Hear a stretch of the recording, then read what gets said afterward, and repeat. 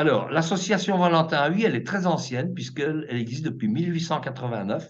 Hein, et c'était une des premières associations en France, puisque c'est la loi de 1901 qui les a reconnus d'utilité publique. Hein, donc, c'était déjà avant. Hein, et donc, nous avons des établissements, nous avons pas loin de 500 salariés.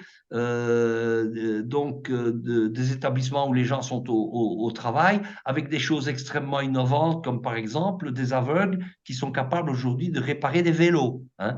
Et donc, nous avons aussi l'école de kinésithérapie pour les jeunes qui sont atteints de déficience visuelle. Hein, c'est nous qui les formons. Hein, et puis, ce formidable serveur de livres audio, hein, dans lequel maintenant on va approcher bientôt les 100 000 ouvrages. Hein, et donc ça, c'est quelque chose de totalement inédit dans l'histoire.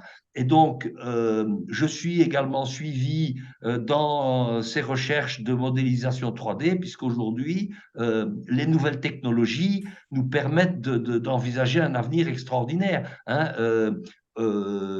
Avec l'intelligence artificielle et aujourd'hui les hologrammes tactiles, on peut imaginer une autonomie totale pour une personne aveugle dans un musée qui va arriver et avoir le bas-relief du tableau qu'elle est en train de regarder, le bas-relief tactile, hein, en hologramme. Hein, et ça, ce sont des choses qui sont en train de vraiment de démarrer. Et l'association, elle est dans cette dynamique, hein, de vouloir développer toutes les technologies et en particulier l'accessibilité numérique, parce que ça, c'est un gros problème aussi. Hein. Il y a ce qu'on appelle la fracture numérique. Hein. Déjà, pour les personnes âgées, aller sur Internet, c'est très compliqué. Alors, on imagine pour les déficients visuels. Et donc là, nous menons un combat pour par exemple, que les lois européennes soient intégrées dans les lois françaises. Hein. C'est un combat actuel. Et donc tout ça contribue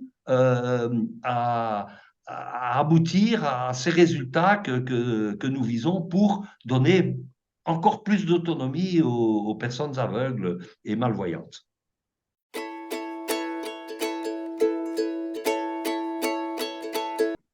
Voilà, donc les points forts, c'est d'apporter à des personnes qui sont privées de la vue ou qui voient très mal, hein, de leur apporter un accès à la peinture principalement, mais également aux autres arts plastiques. Hein.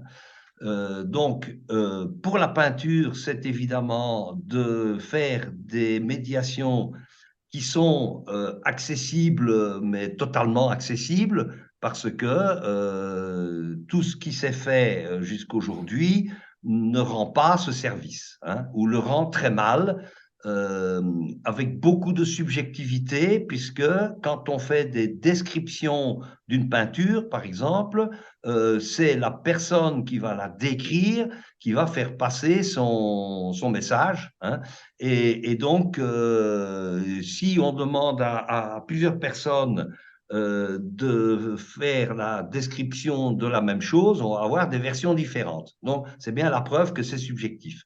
Et donc, on est beaucoup moins subjectif.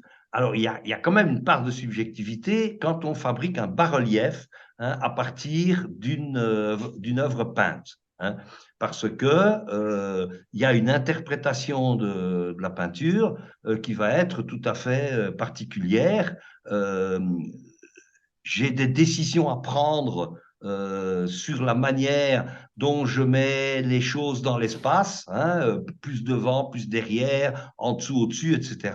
Hein, donc pour pouvoir réaliser ces outils de médiation qui font aujourd'hui leurs preuves, hein, qui permettent vraiment à une personne déficiente visuelle jusqu'à éprouver des émotions.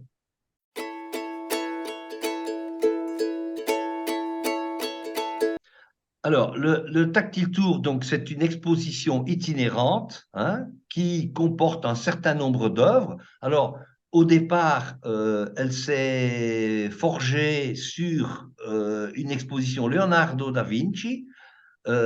Et donc, il n'y avait au début que des œuvres de Leonardo. Et donc, l'idée est venue de dire, ben, on va commencer à enrichir ça avec d'autres peintres. Hein, et petit à petit, ben, on a commencé à enlever des œuvres de Da Vinci parce qu'effectivement, il y en a qui sont très difficiles d'accès.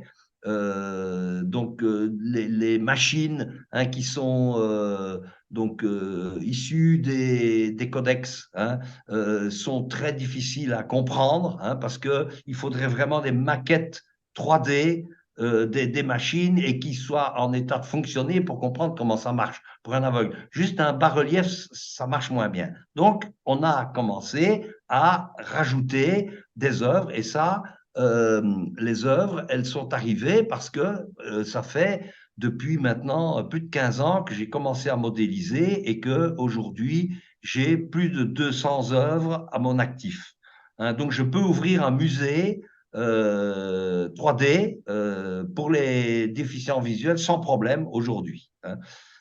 Comme ça se trouve en Italie à l'Institut Cavazza, et puis il y a aussi le musée d'Ancona sur l'architecture et la sculpture, hein, et puis le musée de la ONCE à Madrid, etc. Et donc c'est un vrai projet, hein, pour pouvoir faire quelque chose au-delà d'avoir des œuvres tactiles dans le plus de musées possible.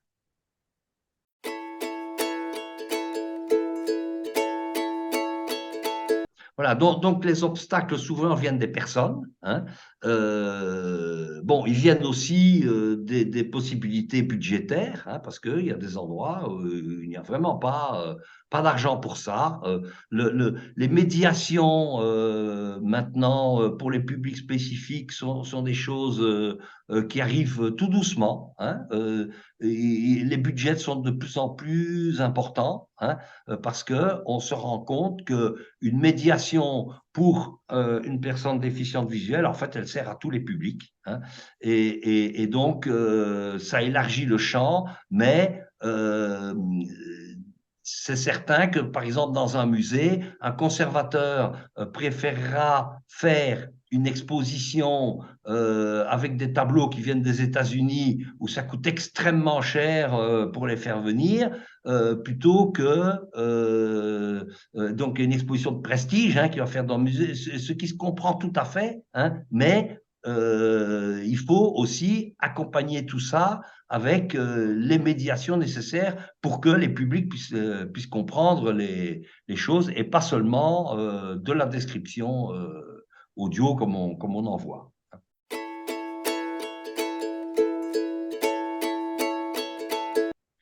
Oui, il peut être transféré à d'autres contextes parce que il y a aussi les maquettes d'architecture, par exemple. Hein. On peut, bon, alors évidemment, ça, on trouve beaucoup en Italie, hein, et ça, c'est un rêve. Hein, il n'y a pas une place, une Piazza del Duomo, hein, où il n'y a pas un bas-relief en bronze qui représente l'église, la place, etc.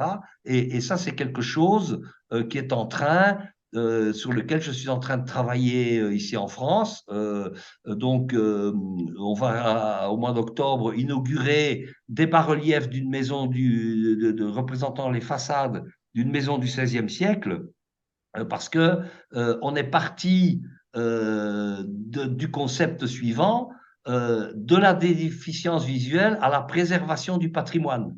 C'est-à-dire qu'on a scanné complètement cette maison du XVIe siècle qui est tout en bois et qui est entièrement sculptée. Et donc aujourd'hui, s'il arrive la moindre chose à cette maison, on peut reconstituer avec ce scan extraordinaire qu'on a fait. C'était scanné à la main. Hein, donc c'est un travail, ça a duré 2 jours, hein, pour scanner tout l'ensemble. Et ça a abouti à faire des façades en bronze, hein, pour que les aveugles puissent comprendre comment cette maison est faite. Et on a fait 2 sculptures qui sont sorties de la façade pour qu'ils puissent avoir accès aussi à ce patrimoine. Et donc là, on a deux choses un peu extrêmes qui se rencontrent pour un beau projet.